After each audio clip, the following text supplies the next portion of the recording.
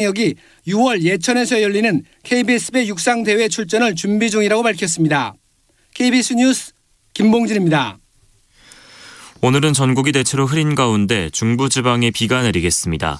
충북 남부와 호남 동부 내륙, 영남 내륙에는 벼락을 동반한 소나기가 내리는 곳이 있겠습니다. 내일은 전국에 구름이 많이 낀 가운데 새벽 한때 중부지방과 호남, 영남 서부 내륙에 비가 조금 내리겠습니다. 수도권과 강원 영서, 충남 북부에는 돌풍과 함께 벼락이 치고 우박이 떨어지는 곳이 있겠습니다. 중부지방에는 내일 순간 초속 15m 안팎, 그리고 강원 산지에는 모레 오전까지 초속 25m 이상의 강풍이 불겠습니다. KBS 1라디오 저녁종합뉴스 아나운서 이각경, 남현종이었습니다.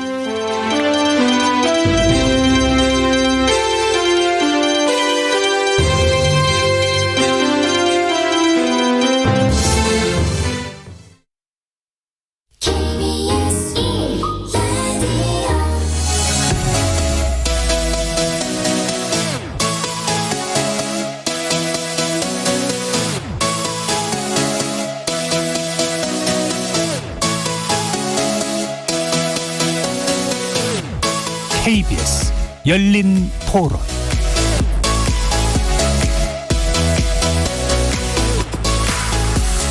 안녕하십니까. KBS 열린 토론 정준희입니다.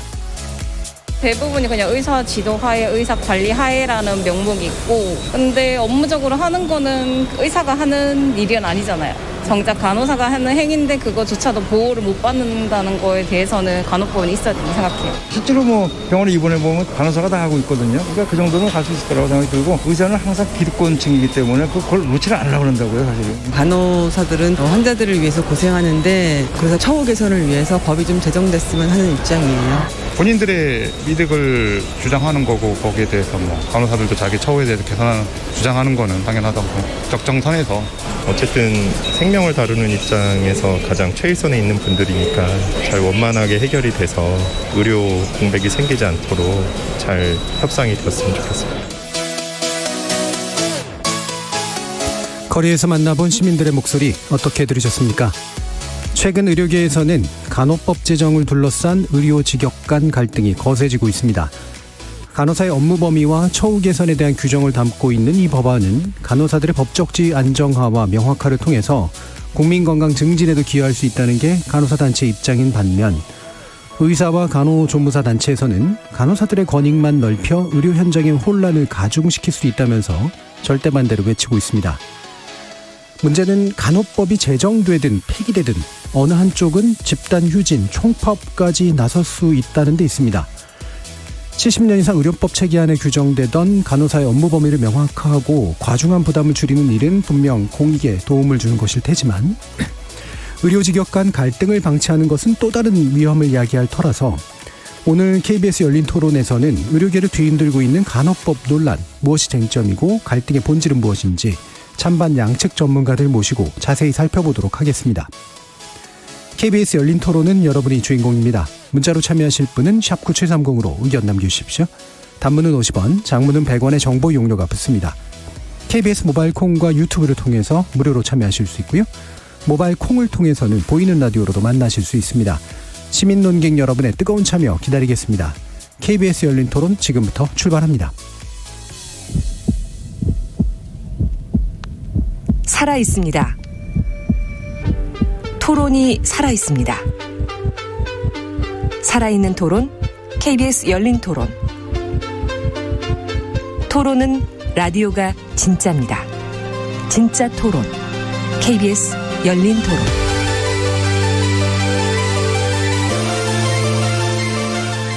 오늘 KBS 열린 토론 함께해 주실 네 분 소개해드리겠습니다. 먼저 간호법 제정의 필요성을 주장하고 계신 쪽을 소개해드릴 텐데요. 최훈화 대한간호협회 정책전문위원 나오셨습니다. 네, 안녕하십니까. 네, 그리고 김원일 대한간호협회 정책전문위원 함께해 주셨습니다. 안녕하세요. 자, 그리고 간호법 제정에 대한 반대, 그리고 폐기까지 주장하고 계시는 두 분 모셨는데요. 우봉식 대한의사협회 의료정책연구소장 나오셨습니다. 네, 안녕하십니까. 그리고 곽지연 대한간호조무사협회장 자리해 주셨습니다. 네, 안녕하십니까. 자, 간호법 제정을 두고 의료계 내부의 이런 갈등이 이제 불거지고 있고, 시민들도 좀 우려하는 그런 목소들이 좀 나오고 있는데요. 일단 법안 소위는 통과한 상태이기 때문에, 상당 부분 이제 뒷단의 어떤 일들이 좀 남아있는 현실적으로 이제 그런 상황이기도 해서요. 일단 이 부분에 대한 뭐 여러 가지 쟁점들이 있긴 있습니다만, 기본적으로 어떤 입장이신지를 네 분 말씀 간단히 듣고, 쟁점 토론 시작해 보도록 하겠습니다. 먼저 최은하 전문위원님 말씀부터 들어보도록 하죠. 네, 현재 인구 고령화가 급속히 진행이 되고 있고 그래서 간호돌봄 인력에 대한 수요가 증가하고 있습니다. 뿐만 아니라 이제 코로나 감염병 대응에 있어서 치료를 위한 숙련된 간호사의 요구가 증가가 되고 있는데요. 현행 의료법은 1951년 국민의료법에 기반해서 의료인과 의료기관을 규제하는 중심의 법입니다. 이에 현대 의료 시스템이 변화되고 전문화되는 간호사들의 역할을 제대로 반영하지 못하고 있습니다. 이에 간호법의 궁극적인 목적, 즉 간호 서비스의 질을 제고하고 국민 건강 증진에 이바지하고자 지난 21년 3월 여야 3당 의원님들이 간호에 관한 사항을 규정한 간호법을 발의한 것입니다. 간호법 제정 과정 또한 적법한 절차를 거쳐서 신중하게 심의 의결되었다라고 생각합니다. 간호법 제정은 반드시 제정법이 거쳐야 하는 상임위 주최 공청회를 개최했고요. 무려 4차례의 법안 심사를 거쳤습니다. 특히 3차 회의 때는 오전 10시부터 7시까지 하나의 법안을 가지고 강도 높은 심사를 통해 간호법 조정안을 마련을 하였습니다. 이후 보건복지부 주관하에 2차례 관련 단체 간담회를 했고 5월 9일 최종적인 법안 심사를 통해서 간호법 대안이 제1법안심사소에서 의결되었고 이제 법제사법위원회 본회의를 앞두고 통과를 기대하고 있습니다. 네. 기본적으로 이제 간호 영역의 확장이라는 시대적 추세 속에서 이제 간호 부문에 대한 법적 정의가 필요해진 시점이다라는 정당성과 함께 주로는 이제 절차적 정당성의 문제를 상당히 좀 자세히 설명을 해주셨고요. 그럼 여기에 대해서 우봉식 소장님 말씀을 일단 먼저 또 들어보죠. 네. 저희가 보기에 이제 간호법은 의료판 검수 안박법 아닌가 뭐 이렇게 보고 있죠. 왜 그러냐면은 간호라는 것이 의사의 지도 하에 수행하는 그런 그 업무입니다. 의료에서 분리될 수 없는 하나의 연속선상에 있는 그 행위를 말하고요. 대법원의 판례에서도 이렇게 말하고 있습니다. 의료행위는 의사의 책임 아래에 이루어지는 것이고 간호사는 그 보조자임. 또 의사는 간호사가 과오를 범하지 않도록 의사의 지도 감독하에 의사의 의료행위의 일부를 간호사에게 위임할 수 있도록 함. 그럼으로써 사고의 발생을 미연에 방지해야 할 주의의 의무를 의사에게 부담시키고 있다. 이렇게 대법원의 이제 판례들이 이렇게 말하고 있거든요. 왜 그러냐면은 그 모든 것이 국민 건강에 가장 유익하기 때문에 그렇습니다. 그래서 그 간호를 의료에서 분리를 해가지고 독자적으로 한다는 그런 개념의 접근법은 굉장히 위험하다. 그렇게 볼 수 있겠고요. 두 번째 이제 간호법은 이 간호사 특혜법입니다. 사실 코로나19 때 그 간호사 선생님 수고한 거 알지만은 간호사 선생님만 수고한 게 아니고 모든 직역이 수고했거든요. 이 지난 1월 달에 방역 당국이 이 발표한 자료에 보면은 코로나로 인해서 보건 의료인 사망자 중에 3분의 2가 의사입니다. 그리고 간호사 선생님들이 한 20%를 차지하고 있고요. 응급 구조사 선생님들 환자 이송하는 가운데서 굉장히 어려움 많이 겪었고 간호조무사 선생님들 더더욱이나 환자를 케어하는 요양보호사 선생님들은 더 많은 고생을 했는데 그분들에 대한 것은 팽개쳐놓고 간호사에게만 특혜를 주는 법이기 때문에 이 법은 맞지 않다 이렇게 보고 있는 것이죠. 예, 알겠습니다. 네. 저는 비율은 좀 잘 쓰셔야 된다고 생각하는데 검수완박과 동일하다 그러면 굉장히 무관한 정책을 가지고 비유하신 거잖아요. 그러면 검찰과 경찰의 수사권 분리를 반대하는 입장과 동일한 입장이신 겁니까 지금? 그런 뜻이 아니고요. 예. 의료에서 간호는 연속선상에 있는 거예요. 예를 들어서 의사가 어떤 치료 행위를 하다가. 그러니까 그 설명은 이해하는데 그걸 위해서 굳이 그 다른 어떤 정치적 문제를 가져오실 이유는 없는 것 같은데. 그게 오히려 그건 불리하시지 않나요? 그렇지 않습니다. 왜냐하면은 이제 국민들이 잘 어려운 전문적인 부분이라서 이해를 하기가 어렵거든요. 예. 그래서 어떻게 이거를 행위를 나눌 것이냐. 이것은 의료행위에 같은 전문적인 분야는 고도의 전문적인 지식과 윤리를 기반으로 해서 그 전문가들이 결정하는 것이지 간호사 숫자가 많으니까 뭐 약간 뭐 선거를 앞두고서 그렇게 결정하고 이렇게 해서는 국민의. 그러니까 제가 질문을 드리는 게 검찰로부터 수사권을 분리해서는 안 된다라는 전제와 동일한 전제를 지금 사용하신 거잖아요. 그거는 지금 이 부분 부분과는 별개의 정책 영역인데 왜 굳이 그런 비율을 쓰셨을까 싶은 거죠. 두 개를 나누는 것이 예를 들어서 수사를 하고 기소를 하는 것이 나눠졌다면은 의사가 치료하는 것과 간호사가 치료하는 것을 나눴잖아요. 두 예. 개를 나눈 행위가 이제 비슷하다라는 비유인 것이고요. 검사나 뭐 이제 경찰 그런 쪽에 대해서 뭐 그걸 염두에 두고 한 건 아니고 국민들이 이해하기 쉽게 두 개를 왜 의료라는 틀에서 국민 건강을 네. 위해서 협업을 하고 서로 이게 이 굉장히 건강을 위해서 같이 일을 해야 되는데 그 행위를 쪼개서 이것은 간호사가 해야 되고 이것은 의사가 해야 되고 예를 들어서 근데 제가 이런 질문을 던진 이유는 그러니까 비율을 이해 못하겠다는 게 아니라 검찰 수사권의 분리를 찬성하는 측과 반대하는 측이 국민도 그 나눴잖아요. 찬반과는 상관없습니다. 예, 제가 그러니까 말하는 건 상관없고요. 찬반이 지금 응용될 수가 있기 때문에 그래서 네, 외려 뭐 그렇게 이제 보시는 거는 좀 이제 억측 내지는 좀 그런 부분이라고 보시고요. 제가 비유하는 거는 그게 이제 국민들이 이해하기 쉬우니까 워낙 전문적인 내용이라서 이것을 설명하기가 굉장히 어렵습니다. 네, 알겠습니다. 자, 그러면 김원윤 전문위원 말씀 들어보죠. 일단 그 간호와 의료를 분리했다라는 말은 일부 맞고 일부 틀려요. 금방 말씀하신 대로 치료의 의미의 간호가 있습니다. 의사의 진료를 지원하는 간호는 분리된 적이 없고 간호법으로 가도 분리될 수가 없어요. 왜냐하면 의사 지도하에 시행하는 진료의 보조기 때문에 진료 영역에서 제가 말씀하셨던 대로 치료 영역에서는 절대로 의사의 진료 행위가 의사의 지도하에 수행되고 있기 때문에 분리될 수가 없는 거고요.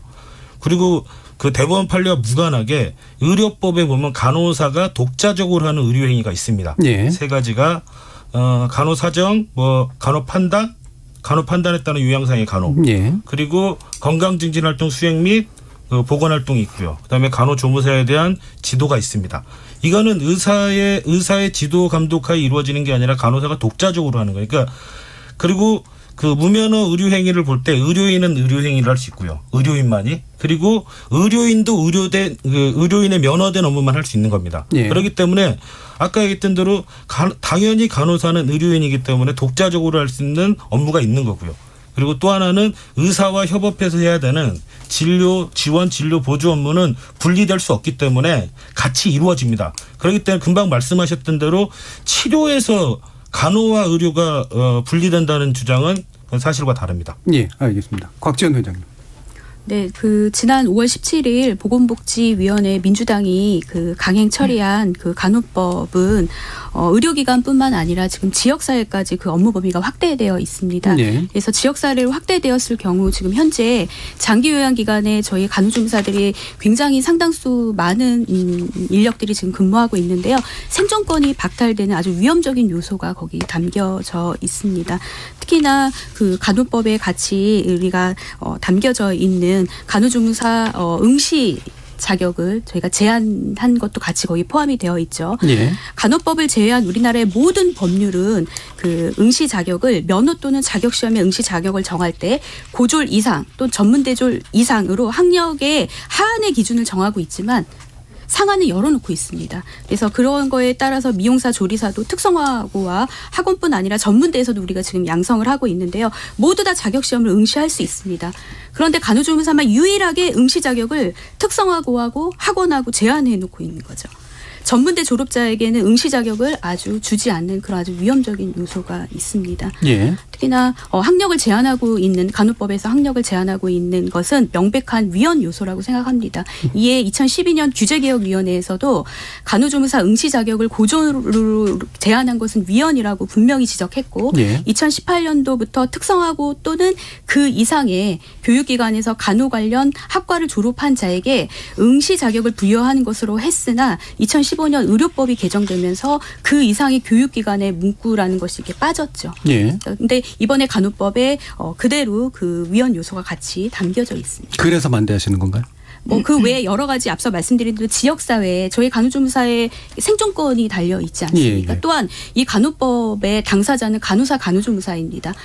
처음부터 간호법이 논의가 될 때 두 당사자들이 같이 논의를 해서 여기에 모든 것들을 포함해서 같이 가는 것이 합당하다고 생각하는데 그런 것들이 논의되지 않은 상태로 어느 한 직역을 위한 그런 법은 간호법이 아니고 간호사법이죠. 알겠습니다. 네. 방금 말씀 속에 이제 민주당이 강행 처리를 했다라는 말씀이 나와서요. 이게 아까 이제 절차적으로 정당성이 충분했다는 말과는 사실관계가 지금 충돌하기 네. 때문에 어떤 게 맞는 건가요? 서로 이게 입장 차이가 있으신데요. 예. 저희는 그쪽에 민주당 의원님들이 어쨌든 국민의힘의 의원님들은 어쨌든 다 나가시고 그 중에 한 분 최현숙 의원님께서는 본인이 간호법을 발의하셨고 실제는 간호사입니다. 저희가 이제 뭐 논점이 좀 이렇게 보는 입장에서 다를 수 있지만 저희가 볼 때는 민주당 의원 쪽에 또 최현숙 의원님께서는 간호사 출신이고 본인이 간호법을 발의했기 때문에 강행 처리했다고 제가 말하는 네, 그러니까 국민의힘이 일반적인 반대고 다만 국민의힘 가운데 일부는 간호사라서 찬성했다. 네. 예, 어떻게 보세요? 그거는 제가 좀 말씀을 드리면요.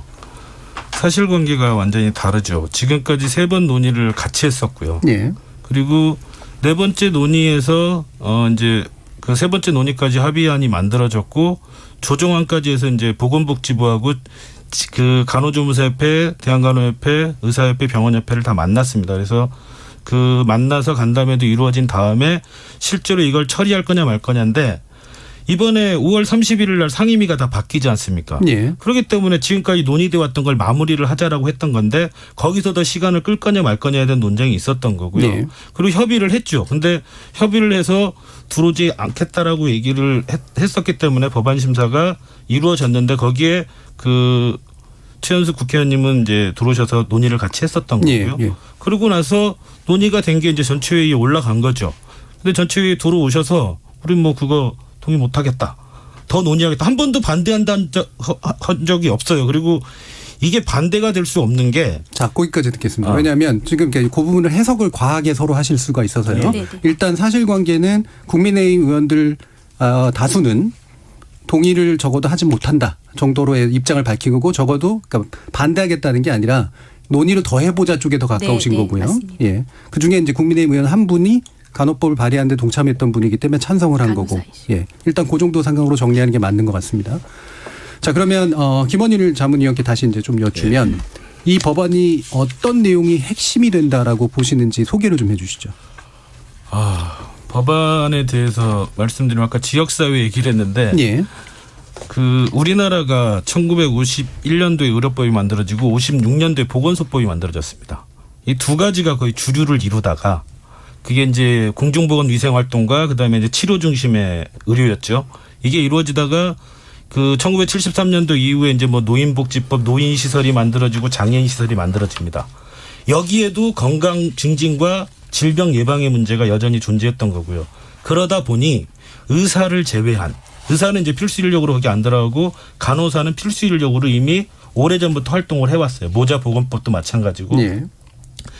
지금 간호법은 그렇게 되어 있었는데 그것을 담아내는 그것을 법을 명확히 하자라는 취지에서 이미 있는 지역사회 활동을 그 활동의 범위를 넣은 것뿐인 거지 무슨 없었던 게 아니고 이미 학교에서도 간호사가 있는 거고요. 산업 현장에도 간호사가 있고 물론 일부 간호조무사분들도 같이 계시는 거고요. 요양시설에. 그렇게 이미 간호조무사분들도 지역사회에서 다 활동을 하고 있어요. 그런데 이것을 의료기관으로만 법을 한정해야 된다라는 주장은 사실 전혀 현실과 안 맞는 얘기고요. 그냥 현실 변화를 담아냈던 겁니다. 이게 첫 번째 의미고요. 두 번째 의미는 양질의 간호서비스, 수준 높은 간호서비스를 제공하기 위해서는 기본적으로 간호사를 어떻게 확보해야 될 건가에 대한 국가정책이 필요합니다. 예. 그러면 간호사나 간호조무사분들은 일단 양성 과정이 있어요. 간호사는 이제 4년 그 대학 과정이 있는 거고요. 그러면 4년 대학 과정에서 교육을 받아서 면허를 부여받고 근데 면허만 부여받아서 간호사만 많으면 뭐합니까? 이게 적정하게 지역별로 배치가 돼야 되는 거죠. 그리고 지금 이제 코로나 이후에 가장 문제가 됐던 게 간호사분들이 뭐 여러 가지 근무 환경의 어려움으로 그 7년 안에 직장을 다 떠나더라. 이런 문제가 있었던 거죠. 그래서 국가가 장기 근속을 위한 근무 환경과 처우 개선을 하자라는 겁니다. 그냥 처우 개선이 아니라 그런 정책들에 대한 국가와 지방정부의 책무를 규정해놨다는 게 가장 큰 이 두 가지라고 생각합니다. 예, 그게 이제 재정법이 별도로 필요하다라고 말하신 것의 핵심 이유가 되는데 재정법 자체를 반대하시는 거잖아요. 네, 우봉식 소장님 말씀 주시죠. 이 법 이름 자체가 문제죠. 그 간호법이거든요. 이 간호 관련 법을 OECD 국가 38개국 중에서 간호사 관련 법을 직접 독립적으로 갖고 있는 나라가 11개국이 있습니다. 13개 국가는 우리나라와 같이 이제 의료법에서 그걸 다 다루고 있고요. 나머지 14개 국가는 통합직업법. 그래서 거기에서 이제 모든 직업을 이제 보건의료 관련된 직종들을 같이 다루고 있어요. 근데 실제로 그 간호사를 단독적으로 갖고 있는 그 나라들의 법의 이름을 보면은요, 우리 같이 간호법이 아니고 뭐 일본은 보건사, 조산사, 간호사법, 그다음에 독일은 간호직업법, 그리스는 간호사협회 설립법, 아일랜드는 간호사 조산사법, 이렇게 이 직업에 대해서 돼 있지 우리처럼 직무를 가지고 법을 만들지는 않습니다. 그래서 제가 그 법이 이제 문제가 된다는 거예요. 의료에서 간호 업무를 띄워버리려고 하는 그런 그 법 이름 자체가 담고 있는 의미가 있기 때문에요. 그래서 그 직업법을 가지고 간호사법도 아닌 간호법을 한다는 것이 굉장히 문제가 이제 큰 부분인 것이죠. 자, 그러면 이렇게 특정 직역만을 위한 법을 떼내는 거는 의료에서부터 분리하는 거다라는 주장에 대해서 어떻게 보세요? 특정 직역에서 의료에서 떼내는 거사 지금 말하시는 게 간호법의 법 명에 대해서 지금 문제 제기를 하셨는데 사실 간호법이 된 이유가 분명히 있습니다. 사실 그렇다면은 말씀하신 대로라면 간호사법이라든지 아니면 뭐 간호사 직업법이라든지 그렇게 되어야 되는데 저희 이제 대한간호협회가 처음 이 간호법 제정을 취지를 할 때 간호법은 간호사 직역만을 이렇게 포함하지 않으려고 했기 때문입니다. 단순하게 간호사법으로 해서 간호사로만 국한시키지 않고 간호사와 간호조무사 그리고 같이 간호, 너싱 케어를 같이 하는 요양보호사까지 모두 끌어안으려고 왜냐하면 그들이 같이 가는 간호를 같이 행하고 있기 때문이죠. 그런 취지 하에서 간호사법이 아닌 간호법으로 처음에 저희가 제정을 발의를 했습니다. 이에 저희가 간호법에 단순하게 뭐 그들의 뭐 면허나 그들의 뭐 제재나 규제를 나타내는 것뿐만이 아니라 간호사는 모두 지방자치단체나 국가가 그들 간호사와 간호조무사를 차별 없이 군만경 처우 개선을 정책을 수립하고 지원하도록 책무를 부여하는 조문을 넣었습니다. 뿐만 아니라 간호사와 동일하게 간호조무사의 권익을 보호하는 조문도 포함을 했고요. 그래서 간호법은 간호사의 어떤 업무뿐만 아니라 인권보호, 일가정 양립 등 기본권까지 존중하는 조문을 포함했기 때문에 그래서 간호사법이 아니라 간호법이라고 저는 말씀을 드리고 싶습니다. 그래서 간호조무사 쪽에 이제 말씀을 그래서 다시 또 들어봐야 되죠. 저는 지금 말씀하신 최은하 전문위원님 말씀을 조금 이해하기가 조금 어렵고 분명히 지금 간호조무사를 위한 법이라고 말씀하셨는데 거기에 진짜 간호조무사를 위한 법이 어떤 문구가 있는지 한번 다시 여쭤보고 싶고요. 저희가 실제 그 간호법에 있는 내용 중에서 가장 지금 우려하고 있는 것 2가지 중에 첫 번째가 지역사회까지 이 범위를 넓혔다는 겁니다. 간호법 제12조에 따르면 간호조무사는 의원급 의료기관에 한해서만 의사, 치과의사, 한의사 지도하에 업무를 할 수 있고 그 밖에 다른 모든 기관 에서는 간호사를 보조해서 업무를 할 수 있도록 규정하고 있습니다.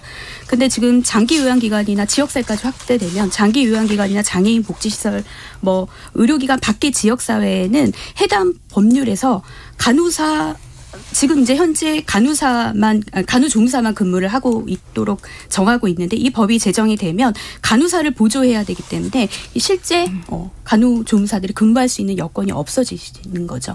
또한 앞서 말씀드렸듯이 저희 그 학제에 대한 굉장히 독소적인 조항이 거기 분명히 같이 들어가 있는데도 간호조무사를 위한 법이다라고 말씀하시는 건 저는 납득하기가 조금 힘들 것 같습니다. 지금 간호조무사 쪽에서는 그래서 쟁점 3가지를 제시해 주셨는데 지역사회 부분을 일단 좀 떼서 좀 얘기를 하고요. 뒤에서 얘기를 하는 게 맞는 것 같고.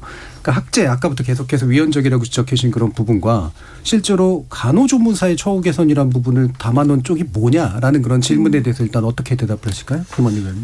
일단 그 간호사 등이라고 돼 있거든요. 간호조무사를 포함해서 모든 처우 개선은 전부 그렇게 돼 있기 때문에 간호사만을 대상으로 한 바는 없고요. 그럼 법을 확인해 보시면 알겠지만 간호사만을 따로 떼서 적용한 거는 뭐 자격이라든가 면허라든가 이런 응시 자격 뭐 이런 거에 관련된 거지 처우 개선 관련해서는 별도로 차별한 바는 없습니다. 그렇기 때문에 그건 확인하시면 될 것 같고요.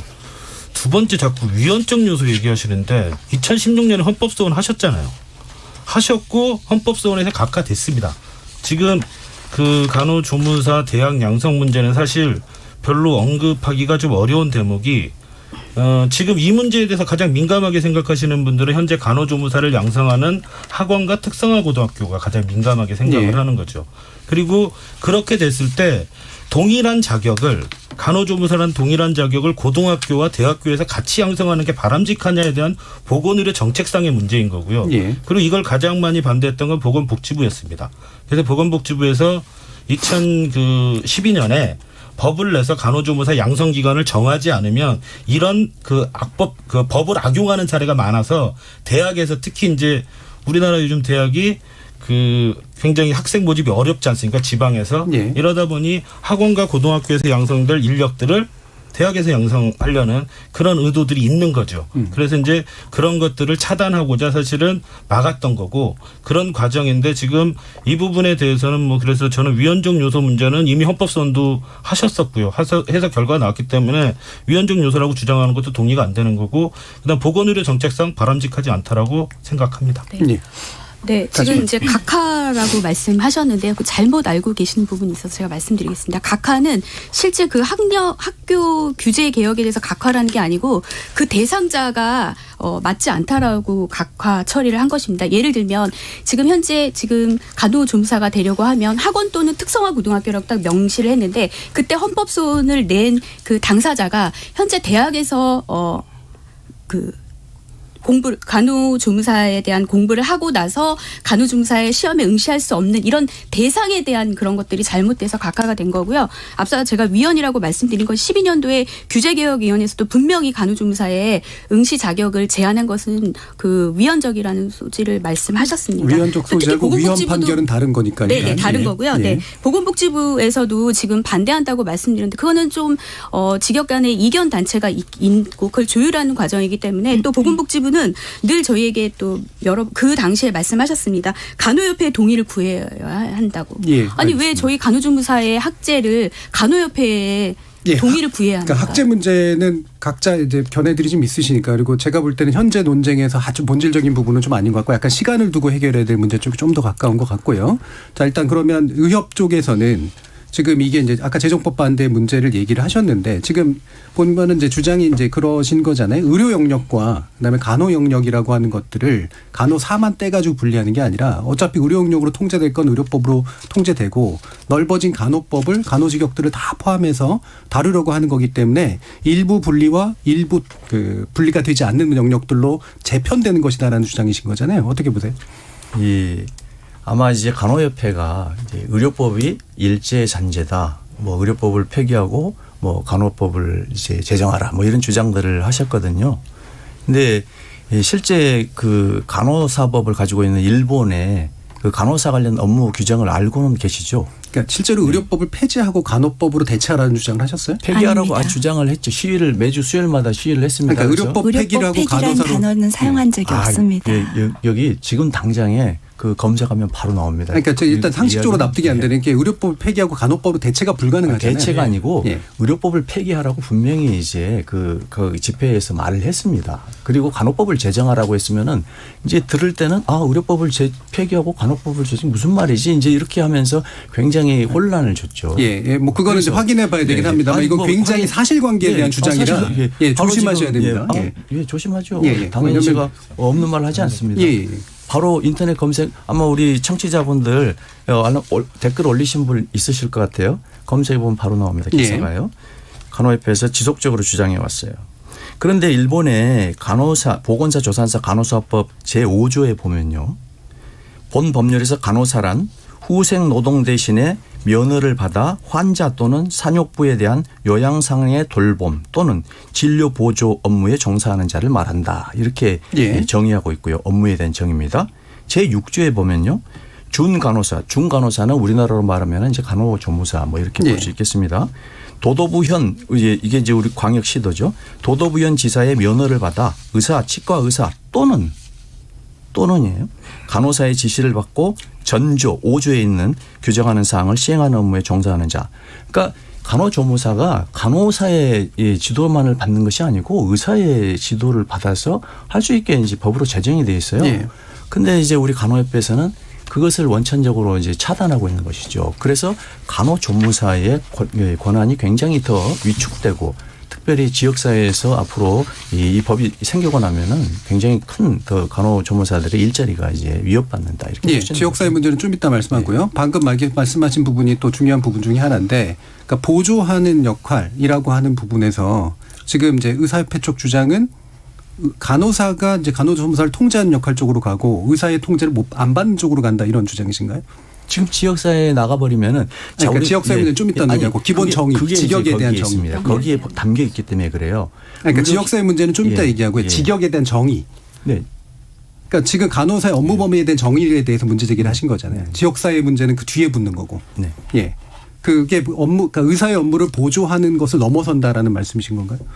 그래서 이제 의료기관 안에서는 이제 보조하는 것으로 다시 논의 과정에 그것이 이제 정리가 됐죠. 예. 그 전에는 의사의 지도 또는 처방 뭐 이런 식으로 표현이 됐고, 이 환자 이 간호에 관한 업무 진료에 관한 업무 이렇게 좀 모호한 표현을 썼어요. 예. 그러니까 이 법이 담고 있는 그 원 뜻은 초안에가 이제 다 들어있지 않겠습니까?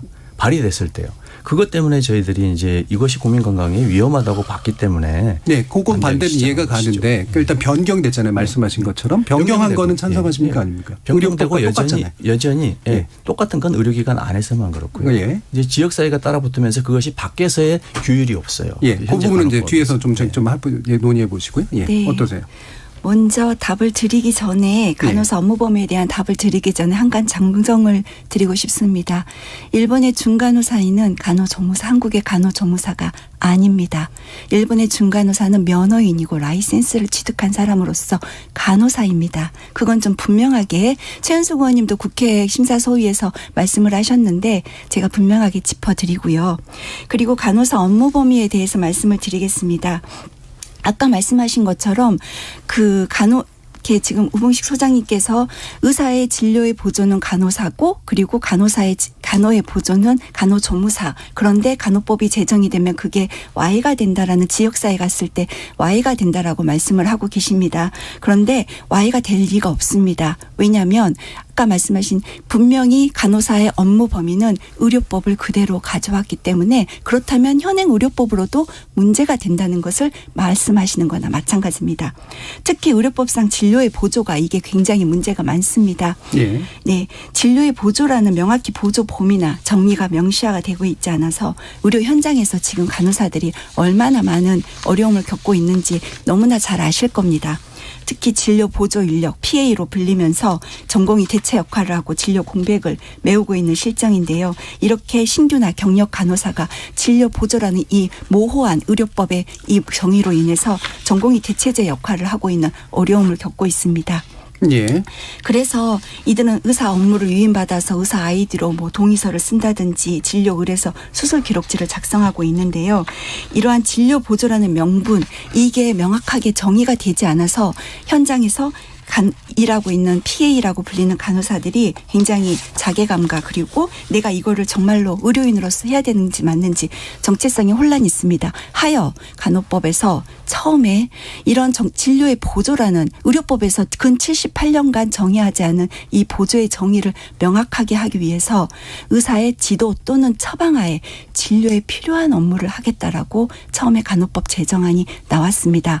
다만 이것이 어떤 직역 간의 갈등을 초래하고 여러 가지 문제를 일으킬 수 있다는 오해를 잠식시키기 위해서 저희가 국회 복지심사소위의 의원님들의 의견을 존중하는 의미에서 저희가 의료법 법문을 준용하기로 한 것입니다. 알겠습니다. 자, 초안에서와 지금 다시 이제 준용하기로 한 기존 안에서 이제 그냥 가져오기로 한 것에 대한 결정은 둘 다 어쨌든 명확하게 얘기를 해 주셨으니까요.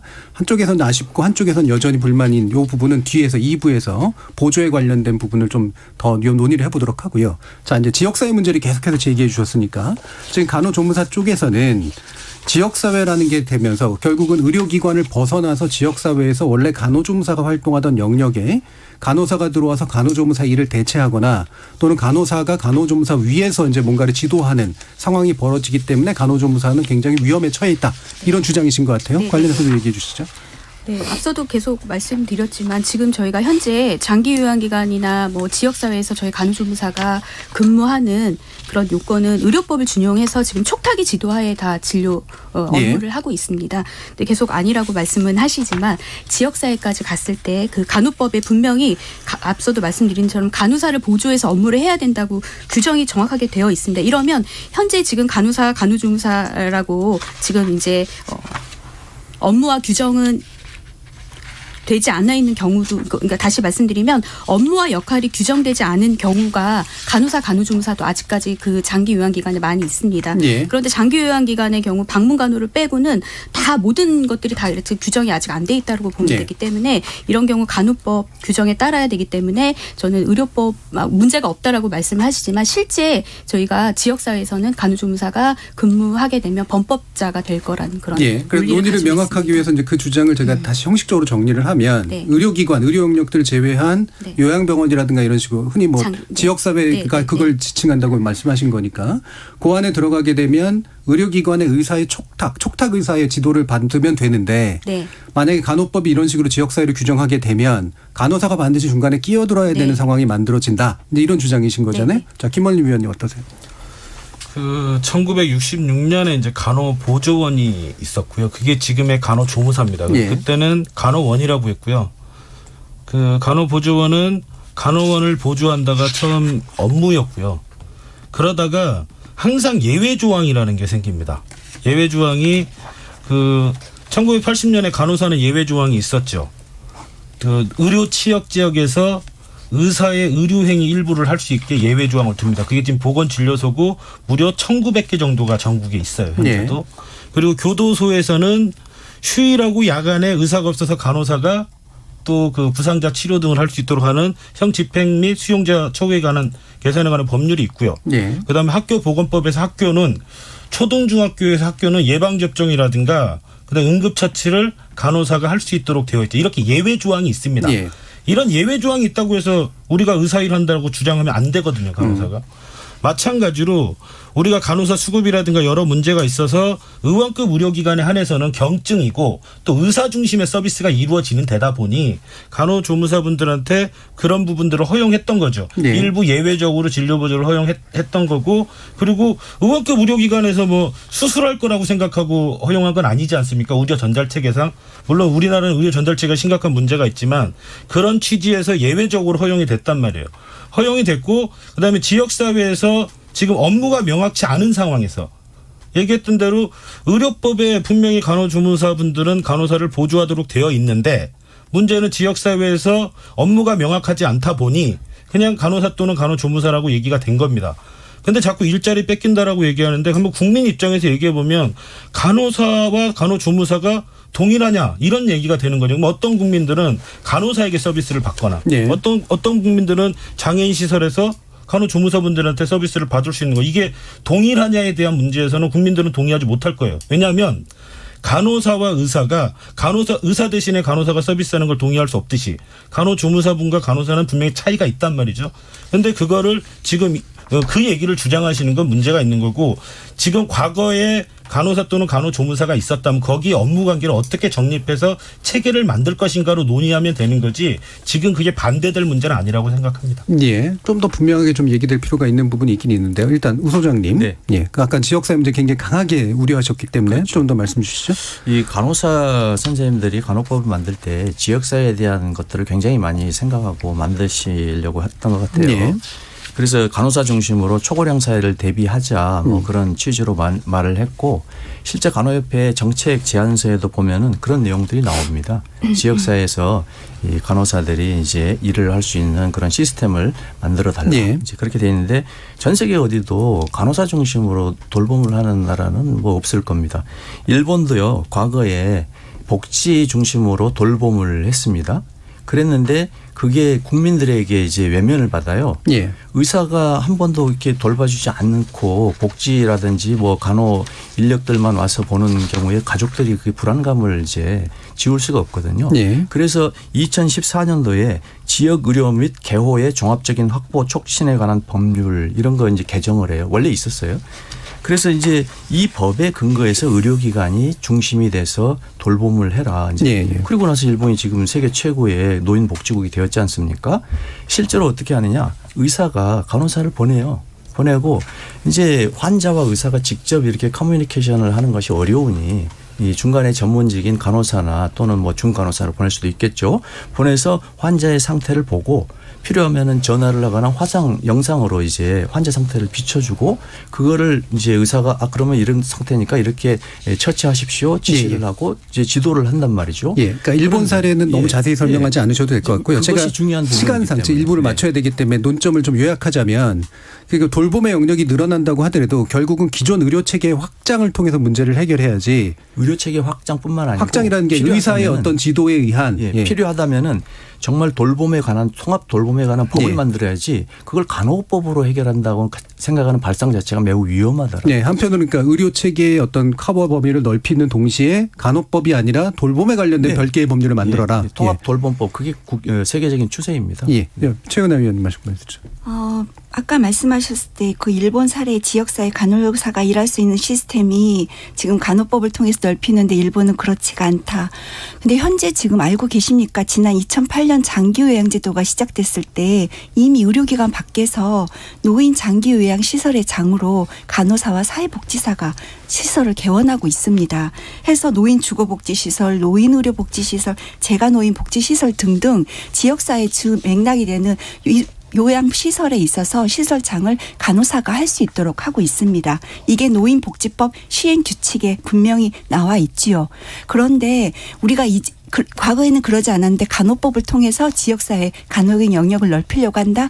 이건 좀 말이 안 되지 않습니까? 이미 2008년부터 제도화가 됐고 법으로 마련이 돼서 시설장을 하고 있는데요.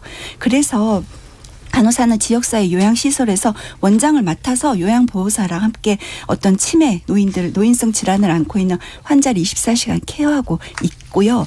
이러함에 있어서 그렇지만 이렇게 각각의 노인복지법 등등의 각각의 법령으로 인해서 간호사의 업무 범위가 명확하지 않음에 저희 간호법을 통해서 그들에 있어서 일할 수 있는 법적 보호장치를 마련하기 위해서 간호법에 지역사회 문구를 넣은 거지 이제 와서 간호사가 의료기관에만 있다가 지역사회로 나가려고 간호법을 만든다? 그것은 아닙니다. 알겠습니다. 자, 여기까지 정리를 좀 하고요. 2부에서 좀 더 미처 논의 못한 쟁점들을 구체적으로 논의할 텐데요. 지금까지 청취자 문자가 준비돼 있어서요. 한번 들어보고 가겠습니다. 정희진 문자 캐스터.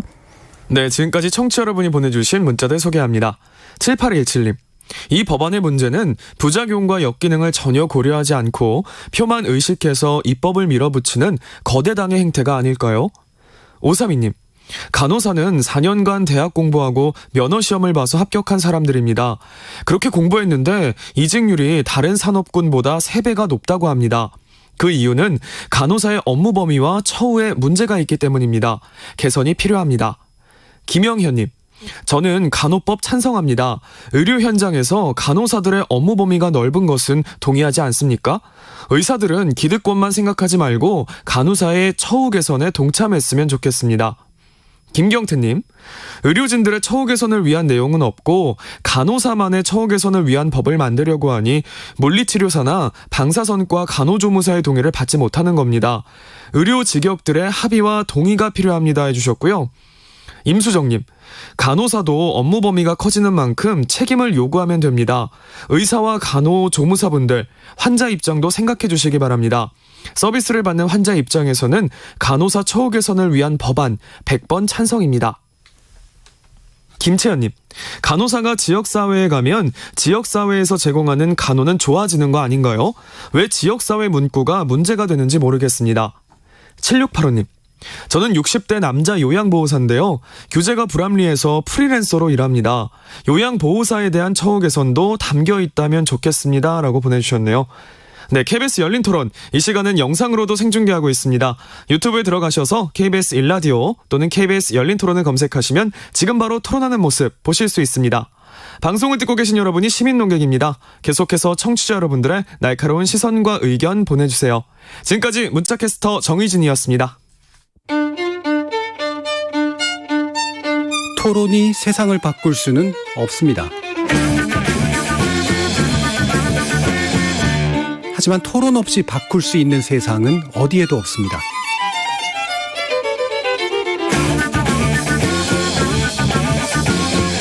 세상의 선한 변화를 갈망하는 당신. 정답이 아니라 질문의 힘을 믿는 당신. 우리 KBS 열린 토론에서 만납시다.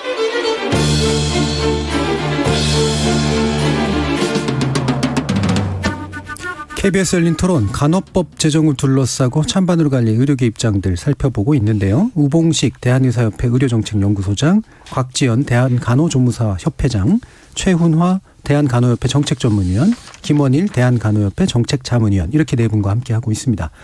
아까 이제 그 우 소장님께서 제기해 주셨던 문제를 저희 제작진 일부 확인을 해 주셨는데, 간호계 쪽에서 의료법 폐기를 직접적으로 주장한 바는 없으나 수요 집회 문구에 말씀하셨던 70년 된 일제 잔재 낡은 의료법 폐기하라는 이제 주장이 짧은 이제 문구로 표현된 바가 있다.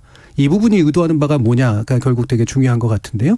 김원일 자문위원님께서 좀 말씀 주실까요? 낡은 의료법을 탈피하자고 한 적은 있습니다. 그러니까 의료법이 그 누더기법이라고 얘기를 해요. 근데 그거를 제가 얘기한 게 아니라 2007년도에 보건복지부에서 전면 개정 추진하면서 얘기한 거거든요. 그리고 이제 워낙 그 체계 개정이 없다 보니까 이제 그런 문제가 있었던 거고요. 그렇기 때문에 의료법이 낡았다라고 얘기하는 건 이게 치료 중심에만 있었던 거고. 근데 가장 중요한 보건의료의 문제는 질병입니다. 질병 구조가 바뀐 거죠. 그러니까 치료 중심의 질병이었던 질병 체계에서 급성기 질병에서 이제 만성기 만성질환으로 바뀌게 되면서 이거에 대한 보건의료 정책을 어떻게 수립할 것인가가 WHO의 과제예요. 그래서 1978년도 알마타 회의에서 지역 보건의료 체계를 만들어서 1차 의료를 얘기했고요. 그다음에 86년도 캐나다 오타와에서는 WHO에서 드디어 이제 건강 증진으로 보건의료 정책이 바뀌어야 된다. 왜? 치료 중심으로는 뭐 고혈압이라든가 당뇨라든가 생활습관병을 도저히 치료할 수가 없기 때문에 이런 정책들 변화를 얘기한 거고요. 우리나라 지금 사망자의 80%가 그 만성질환으로 인한 사망입니다. 그렇기 때문에 만성질환에 대한 대책을 어떻게 할 것인가가 얘기가 된 거고, 노인 장기 요양보험 제도의 대상자의 97%가 2개 내지 3개의 만성질환을 갖고 있는 사람들입니다. 그런데 그분들을 의료기관에서 그 치유하는 방식보다는 그 노인 장기 요양시설에서 하는 거나 아니면 가정에서 하는 게 훨씬 더 효과적이라고 판단하기 때문에 우리가 지금 노인 장기요양보험 제도도 운영하고 있는 것입니다.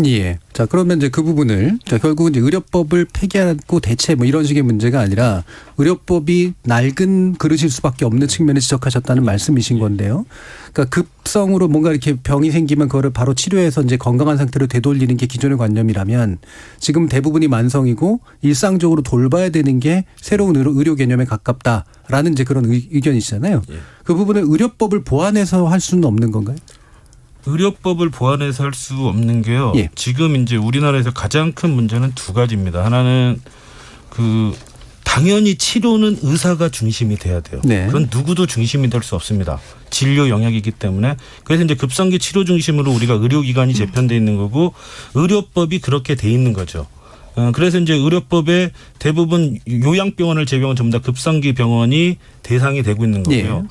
그럼 두 번째, 우리나라는 OECD 국가 중에서 의사가 가장 그 의사 수가 제일 확보가 안 돼 있는 나라입니다. 한의사를 포함했는데도 뭐 꼴찌에서 두 번째 이런 정도 수준이죠. 그런데 무슨 지금 현재 어떻게 이 상황에서, 그러다 보니까 우리나라의 지역사회에서는 의사 배치가 돼 있는 곳이 하나도 없습니다. 아까 촉탁이라고 하는 건요, 한 달에 2번 옵니다. 2번 해서 무슨 2번 오는 사람이, 그것도 왔다 가는 분들인데 거기서 무슨 촉탁의 지도를 받아서 간호조무사분들이 일을 한다는 것도 굉장히 예외적인 얘기인 거고요.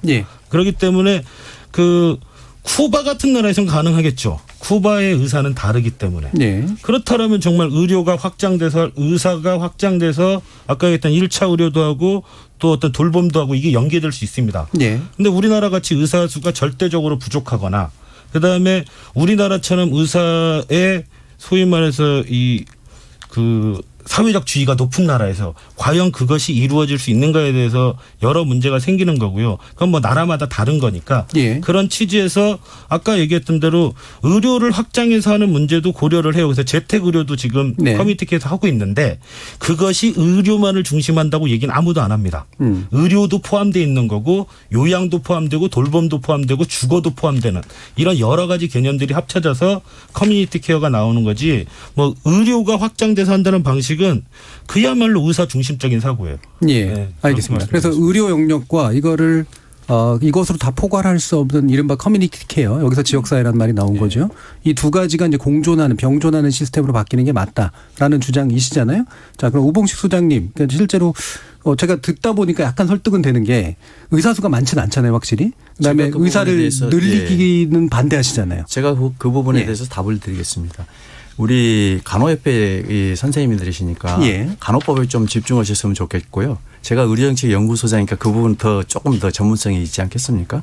말씀드리자면은 우리나라가 OECD 국가 중에서 이제 의료 접근성이 가장 좋은 나라입니다.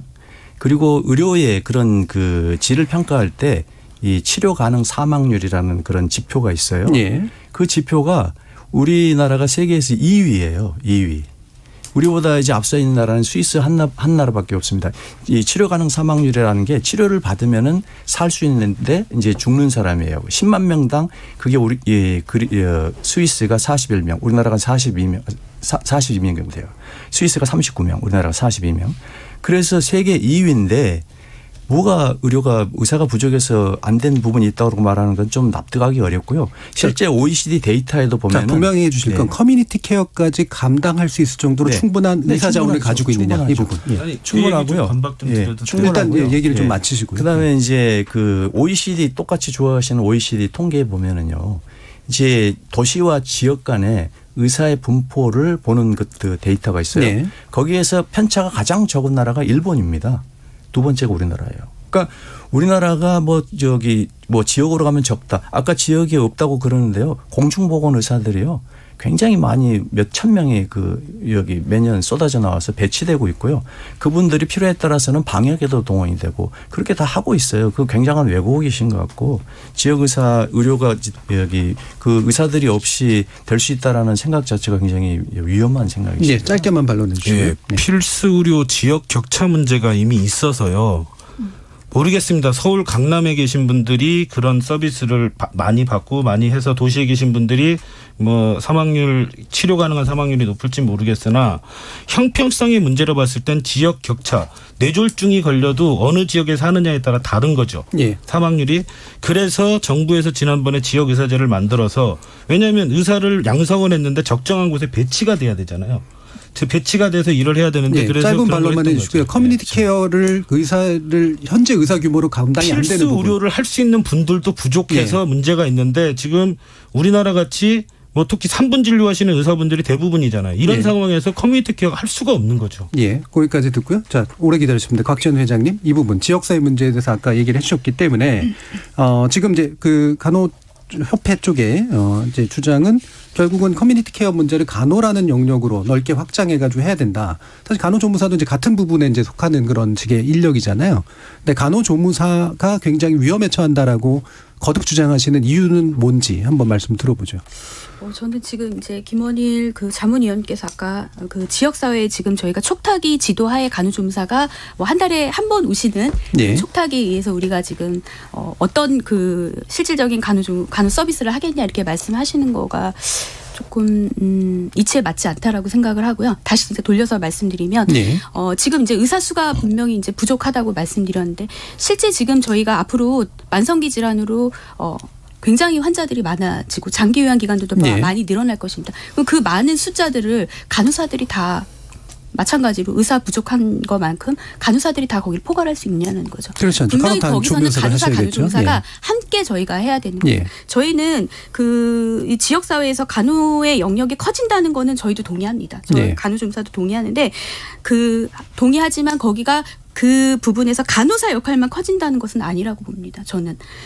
고령화 사회에서 지역사회보다는 보건의료는 단순히 간호만 필요한 게 아니라 의료기관에서 받던 보건의료 서비스를 일부를 집에서도 받고 뭐 이렇게 할 수 있는 것인데 간호사 역할만이 확대되는 게 아니라 의사를 중심으로 해서 물리치료사, 작업치료사, 응급구조사 많은 직역들도 역할이 확대될 수밖에 없거든요. 앞으로도. 네. 간호조무사도 마찬가지고요. 그래서 저희 고령화 사회에서 지역사회의 보건의료를 어떻게 하느냐가 국민 건강과 환자 안전을 위해서 더 바람직한 방향이지 그 문제부터 정리가 돼야 되는 것이지 지금 원칙적으로 의료기관 내에서처럼 지역사회에서도 포괄적인 의사의 지도권이 보장되도록 하는 국민 건강과 환자 안전이 바람직하다고 생각을 지금 저희가 하고 지금 있습니다. 여러 얘기를 했지만 쟁점을 두 개로 제가 다시 정리를 하겠습니다. 네. 간호조무사 쪽에서 보시기엔 그래도 의사의 지도권이 광범위하게 미치는 것이 훨씬 맞다라고 보시는 의사의 거고요. 지도 중심으로. 예, 그 의사 중심성.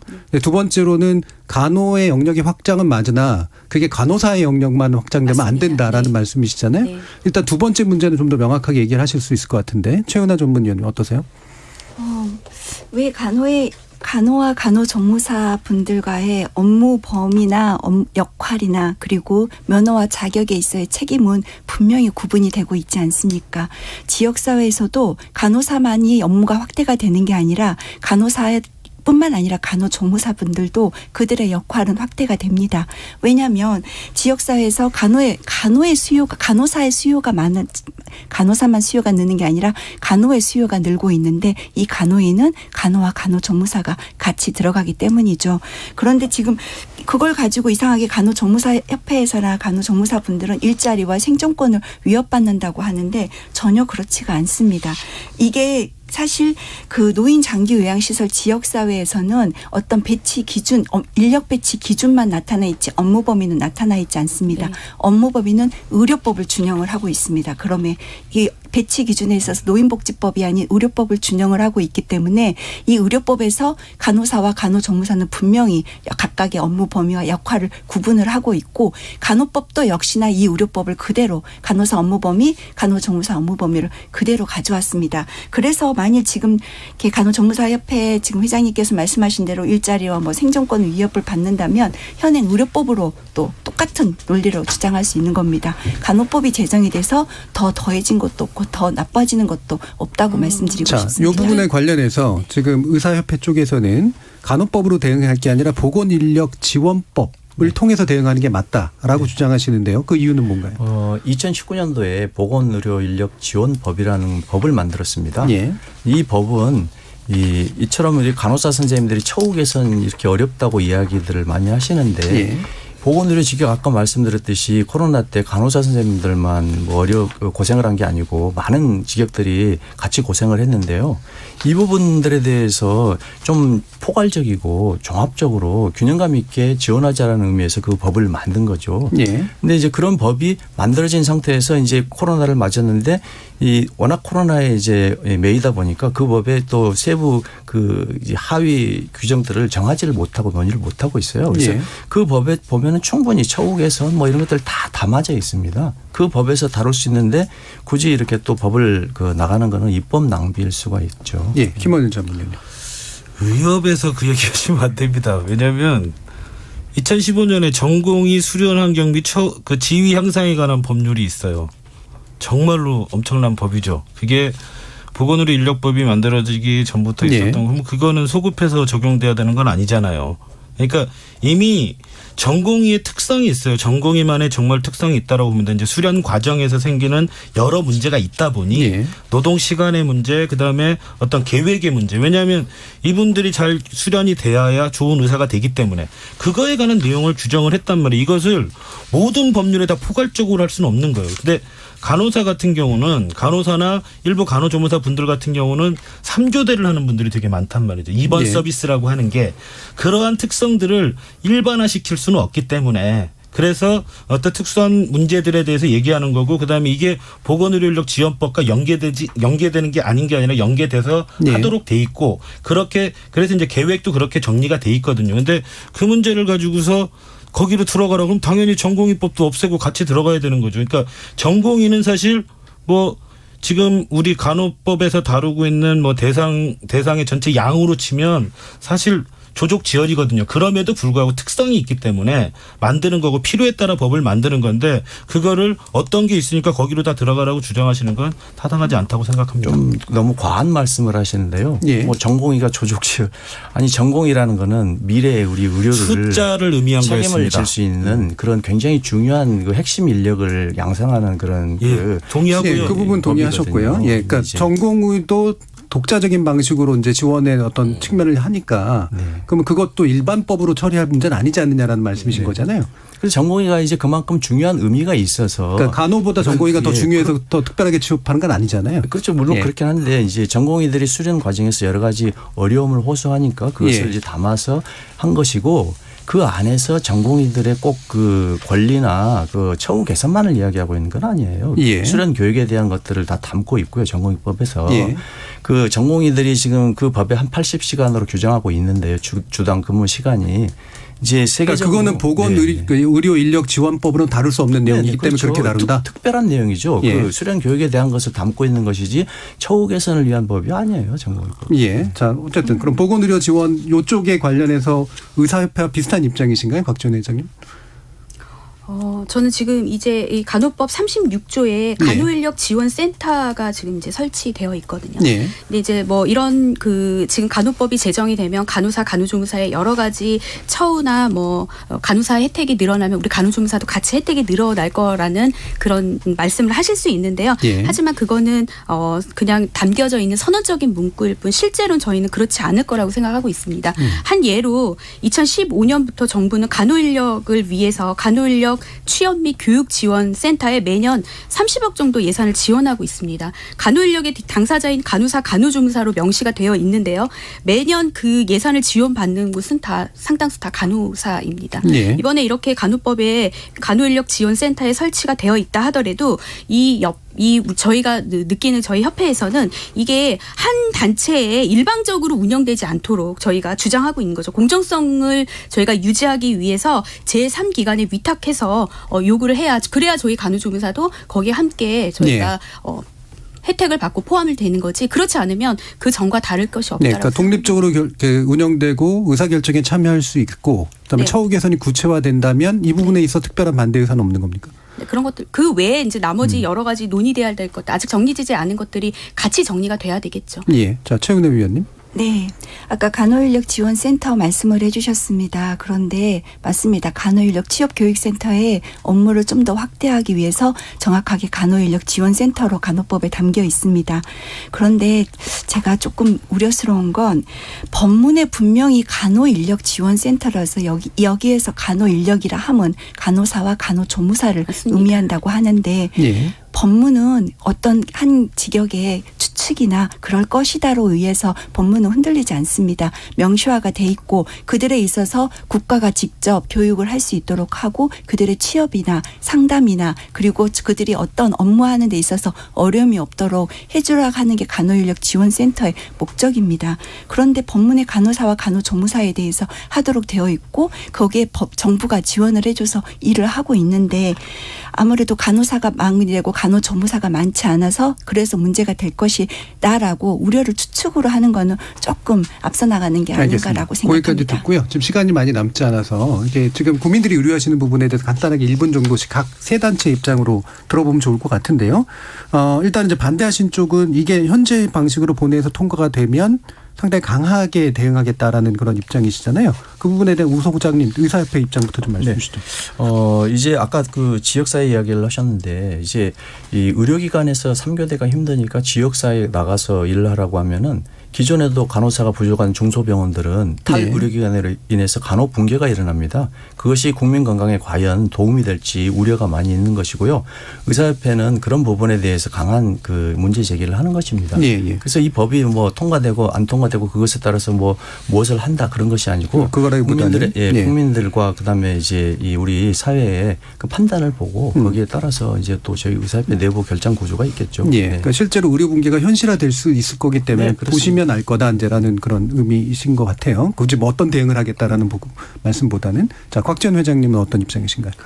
현재 지금 나와 있는 간호법은 저희가 앞서도 계속 말씀드렸지만 간호법이 아닌 간호사법이라고 저희는 주장하고 있습니다. 주장할 수밖에 없는 것은 앞서 계속 말씀드렸듯이 저희의 위헌적인 학제, 또 앞서 그 위원께서도 말씀하셨지만 간호사 등이라고 말씀드렸는데, 이 간호법은 대상자가 간호사 간호조무사인데 굳이 거기에 간호사 간호조무사라고 명시해도 될 것을 거기에 등이라고 하면서 그것조차 저희가 차별 요소가 담고 있습니다. 마지막까지 지금 현재 위헌적인 요소와 각자 단체의 의견을 수렴하지 않은 채 끝까지 저희가 이 간호법을 강행하시겠다고 하시면 저희 간호조무사는 그냥 의료법에 남겠습니다. 간호사만을 위한 간호법을 제정하시기 바랍니다. 예. 자, 이 부분 김원일 두 분 중에 한 분만 일단 입장을 좀 얘기해 주셨으면 좋겠는데, 혹시라도 현재 안대로 안 되면 어떻게 할 것인가 또 이런 건데요. 뭐 현재 안대로 안 될 가능성이 별로 없어서요. 예, 별로 생각을, 왜냐하면 이제 국회 상임위가 통과됐다는 얘기는 사실 이제 절차적인 문제만 남아있다라고 생각을 하는 거고요. 당연히 절차적인 문제를 잘 풀어나가야 된다라고 생각을 합니다. 그리고 이 조정 문제 관련해서 그 계속 말씀드렸던 대로 전혀 과정에 문제가 없어요. 그리고 그거에 대해서 어떤 그 반대 의견이라든가 이런 거 존재하는 거죠. 그것이 만장일치로 모든 법은 통과되는 게 아니거든요. 그리고 좀 더 시간을 갖고 논의를 하겠다라고 했었던 건 좀 무책임했었습니다. 왜냐하면 상임위가 끝나기 때문에 그랬던 거고요. 그다음에 두 번째는 윤석열 대통령도 공약으로 그 약속했던 거고, 간호법 제정은. 그리고 국민의힘이 총선 때도 약속했던 문제입니다. 그렇기 때문에 이거는 약속을 지키는 문제인 거고, 그리고 지금이 딱 그 상임위에서 맞춰지는 상황에서 절차상 문제가 없었기 때문에 저는 법사위도 무난하게, 물론 이제 갈등은 일부 있겠지만 주장하시는 분들이 있어서 통과될 거라고 생각합니다. 알겠습니다. 자, 이제 1분씩 못다 하신 말씀을 하시기 너무 짧습니다만, 예, 마무리 발언으로 국민들에게 아마 부탁하시는 말씀이 될 것 같아요. 곽지연 회장님부터 말씀 주실까요? 네, 그 간호조무사들의 좀 역량을 높여서 국민 건강을 위해서도 기여할 수 있는 길이 열려야 되고, 그것들이 간호법에 담겨져야 된다고 생각합니다. 간호조무사의 업무와 역할이 존중받고, 지금 앞서도 말씀하신 것처럼 면허니 자격이니 고졸이니 학원 출신이 이런 것에 더 이상 저희 간호조무사가 차별은 없어야 된다고 생각하고요. 일한 만큼 헌신하고 노력한 대가에 대가를 보상받을 수 있는 제도가 뒷받침되어야 된다고 생각합니다.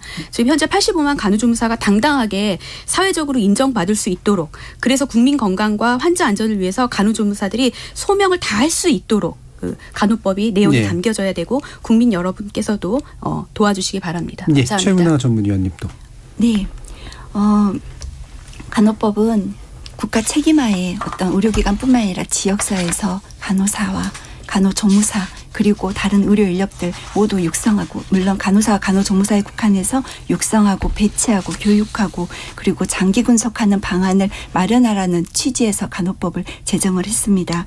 그래서 저희는 단순하게 간호사만을 위한 게 아니라 간호사가 간호조무사와 함께 팀워크를 이루어서 각각의 역할을 제대로 할 수 있다는 것은 고로 이것이 국민들의 건강권을 보호하고 의료 사고를 예방하며 환자 안전에 기여할 수 있다라고 생각을 합니다. 그리고 의사협회에서도 좀 더 이렇게 간호법에 대한 궁극적인 목적에 대해서 정확한 직시를 조금 해주시기를 간곡히 부탁드립니다. 간호법은 단순히 간호사의 직역만을 위한 법이 아니라 환자의 안전을 위해서 국민을 위한 민생 법안이라고 말씀드립니다. 예. 자, 의사협회 우봉식 소장님. 모든 직업 관련 법에는 변호사법, 회계사법 다 이 의무 조항이 대부분입니다. 권리와 의무에서. 그런데 이번에 간호법만 유독 간호사의 권리에 대한 조항만 5조항이 있고요. 의무의 조항이 없습니다. 이처럼 그 특정 직역을 위한 특혜법을 제정을 해서 국민들이 그 부담을 다 떠안아야 되는 그런 그 입법은 피해야 되고, 국민들을 위해서 진정 어떤 것이 바람직한 것인지 판단하고 입법을 해 주셨으면 감사하겠습니다. 예. 마지막으로 김원일 전문위원님. 예. 간호사의 책무가 있고요. 권리만 있지 않습니다. 권리가 있고, 권리가 따르면 당연히 책임이 명시돼 있고요. 그다음에 지역사회로의 확대는 세계적인 추세고, 그럼 다른 나라 지역사회로 다 확장되고 있는데 간호 영역뿐 아니라 의료 영역조차도 지역사회로 확장되고 있는 거란 말이에요. 근데 그거를 부정하시는 건 제가 볼 때 아까 말씀하신 거랑 되게 안 맞아요. 의료 영역의 확장도 지역사회로 가는 거기 때문에, 지역사회로 가기 때문에 의료가 붕괴된다, 이 주장은 좀 너무 과하지 않을까. 그리고 국민들한테 그렇게 이제 호도로 들릴 수 있다라는 얘기입니다. 그리고 간호조무사분들께 말씀드리고 싶은 거 아까도 얘기를 안 드리려고 자꾸 위헌적 요소라고 해서 그러는데 이거 제일 많이 반대하시는 분들은 특성화고등학교 학원에 계신 분들이고요. 그다음에 그런 얘기하시면 안 돼요. 보건복지부가 간호협회한테 그 허락받고 하라 이런 얘기를 했을 수가 있습니까? 했더라도 그건 농담이거나 이런 얘기를 마치 그런 걸로 얘기해서 이런 식으로 무슨 간호협회가 무슨 갑질하는 것처럼 얘기하시는 건 절대 좀 오해 살 수 있는 얘기니까 그런 거 좀 자중해 주셨으면 하는 생각을 합니다. 제가 한마디만 더 붙이겠습니다. 지금 말씀하신 특성화고등학교하고 학원을 말씀하셨는데요. 특성화고등학교하고 간호학원의 상당수 그 원장님과 거의 교사들이 거의 간호사입니다. 이거는 어느 한 직역을 대표해서 말씀하시는 거지 그거는 그 모든 것을 다 대표해서 하는 건 자, 마무리 반을 제가 국민들께 하시라는 게 바로 이런 걸 방지하기 위해서였습니다. 서로에 대해서 언급을 하시면 하고 싶은 말들이 많이 생기시거든요. 자, 그래서 이 정도로 마무리를 짓는 게 좋을 것 같습니다. KBS 열린 토론 오늘 좀 쉽지는 않은 토론이었습니다만 모두 마무리하겠습니다. 오늘 함께해 주신 곽지연 대한간호조무사협회장, 김원일 대한간호협회 정책자문위원, 우봉식 대한의사협회 의료정책연구소장, 최훈아 대한간호협회 정책전문위원 네 분 모두 수고하셨습니다. 감사합니다. 네, 감사합니다. 네. 입법 정당성을 따질 때 우리는 언제나 공익을 이야기하지만 사실 그게 비록 사익이라고 하더라도 그걸 부당하게 침해하지 않는 건 역시 공익의 일부죠. 물론 우리 사회 의료직이라고 하는 게 공적인 속성을 전제로 설계되어 있다는 점도 고려돼야 할 텐데요. 간호법 제정을 둘러싼 갈등 역시 여론의 방향이 중요할 텐데 아마도 국민들은 그동안 각 의료직이 표방한 각각의 공익 주장 뒤로 실제로 사익 추구와 공적 기여 가운데 누가 더 많은 노력들을 했는가에 대한 판단을 하게 되지 않을까 싶습니다. 참여해주신 논객 여러분 정말 감사합니다. 지금까지 KBS 열린 토론 정준이었습니다.